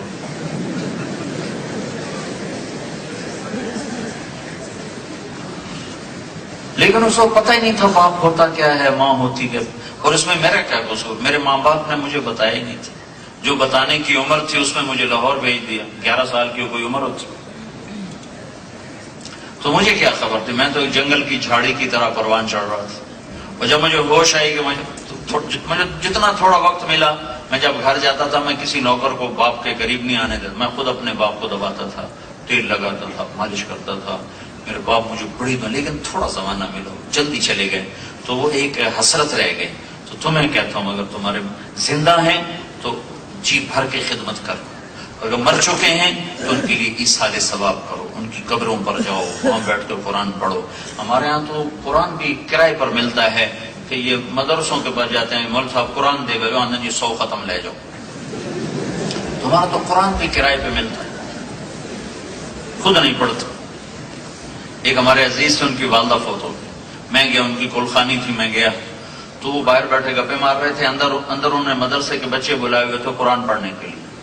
تو میں نے سوچا چلو میں ان کے ساتھ بیٹھ کے قرآن پڑھ لیتا ہوں۔ میں گیا تو ایسے ہل رہے تھے، میں بیٹھ گیا، میں نے پہلے دھیان نہیں دیا، پھر میں نے کہا یہ پڑھتے تو کچھ ہے نہیں، سے ہل رہے تھے۔ تو پھر میں نے دیکھا تو نیچے ایک ریڈیو چل رہا تھا، تو وہ انڈیا پاکستان کا کرکٹ میچ لگا ہوا تھا، وہ سن رہے تھے اور ایسے ہل رہے تھے۔ اور جب کوئی ان میں سے آ جاتا تو شروع ہو جاتا ہے الف لام میم ذالک الکتاب لا ریب فیہ ھدی للمتقین یاسین والقرآن۔ جب وہ چلے جاتا کتنے سے پور ہو گئے، پونے گھنٹے بعد کا جو قرآن مک گیا، ہن کی مکیا کمنٹری دا ثواب اما نو۔